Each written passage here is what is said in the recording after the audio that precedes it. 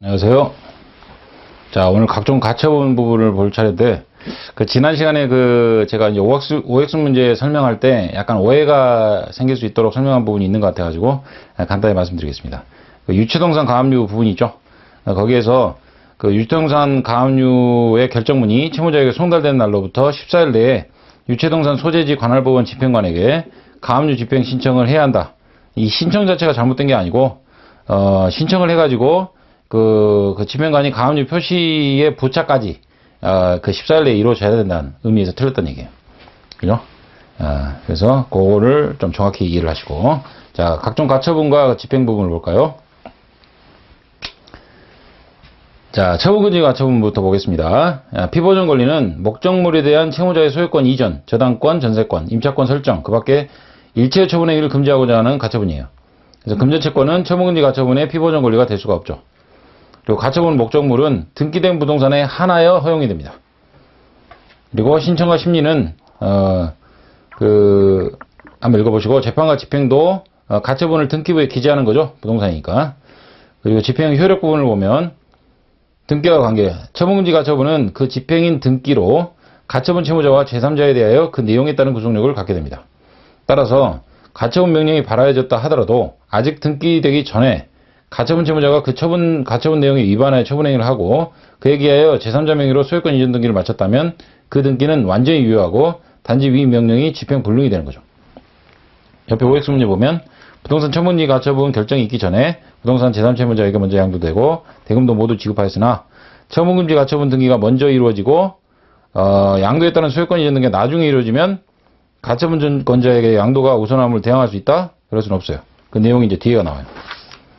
반면에 처분금지 가처분 이전에 가처분 채무자로부터 제3자에게 양도나 그 밖에 처분행위가 있었으나 등기만 가처분 등기 이후에 맞춰진 경우에는 가처분 채권자에게 대항할 수 없죠.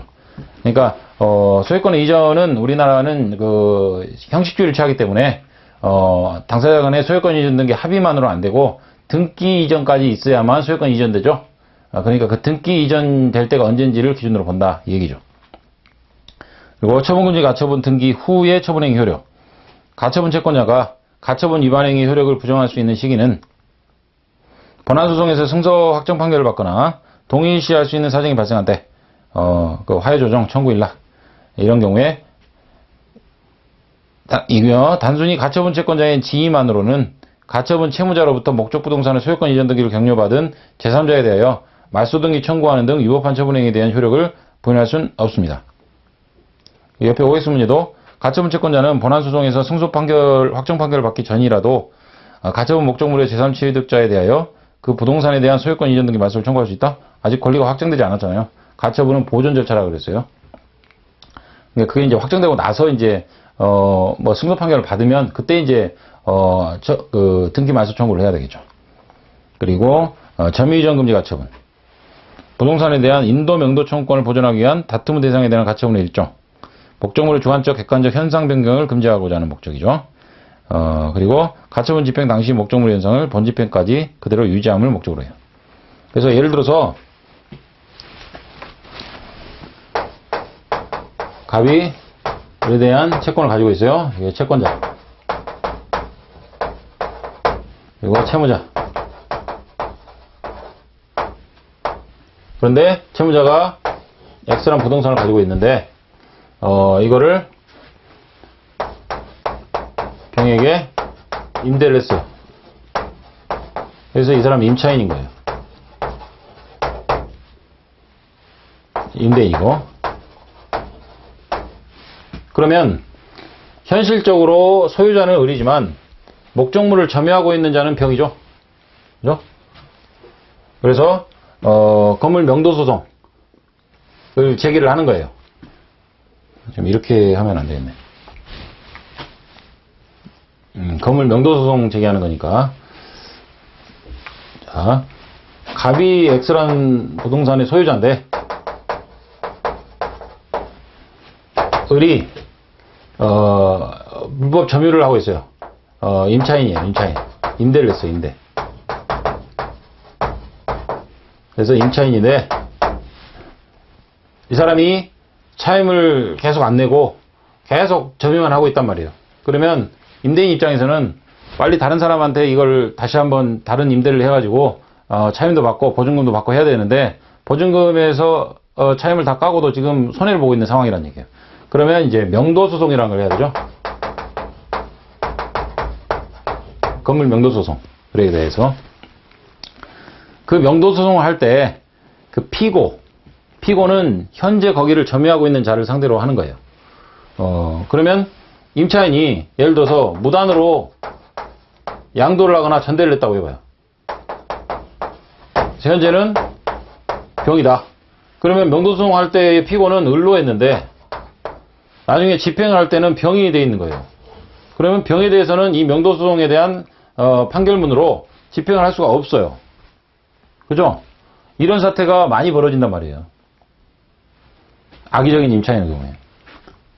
그렇기 때문에 명도소송을 제기하면서 점유이전 금지 가처분이라는 걸 보통 같이 해요.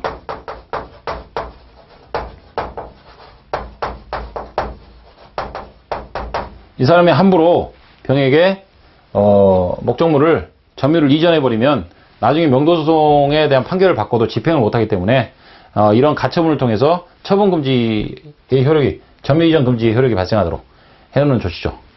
그러면은 이제 이 가처분 신청을 하면 가처분 결정이 내려지고 집행관이 집행하러 가요. 그래서 거기다가 딱 공고문을 붙이죠.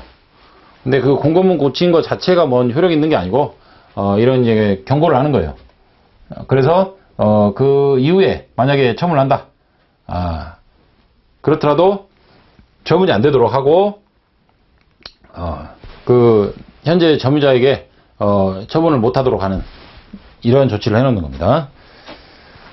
그래서 보전의 필요성 보면 채무자가 목적물에 대한 물적 현상을 변경하거나 점유 이전을 우려가 있어서 미리 가처분해 두지 않으면 현상 변경으로 채권자가 인도 청구권을 실행하지 못하거나 실행하는 것이 매우 곤란할 염려가 있는 경우, 아까 설명드린 그런 예죠. 신청은 목적 부동산을 명확히 특정해야 되고요.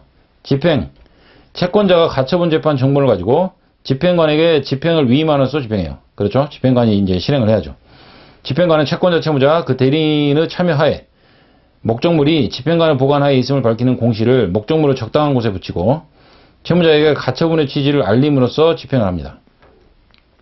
이 공시는 집행관 보관의 효력 발생 존속 요건이 아니고 대항 요건도 아니에요.